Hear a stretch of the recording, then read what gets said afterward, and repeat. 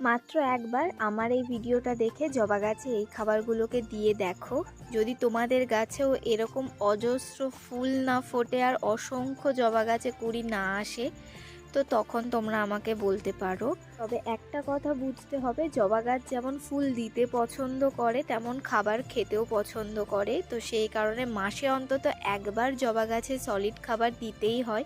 তো খাবারটা কি করে তৈরি করছি দেখে নাও। নিয়েছি 4 চামচের মতো নিমখোল, 2 চামচের মতো অ্যাপসম সল্ট, নিয়েছি 1 চামচ সিউইড, শুকনো চায়ের পাতা, শুকনো করে রাখা কলার খোসা, 2 চামচ লাল পটাশ আর একটু হিউমিক অ্যাসিড, সাথে সর্ষের খোল। এই সমস্ত খাবারগুলোই জবা গাছের ওভারঅল গ্রোথ আর জবা গাছে প্রচুর কুঁড়ি আনতে সাহায্য করে। তো খাবার দেওয়ার আগে সবসময় মাটিটাকে খুঁড়ে নিতে হবে।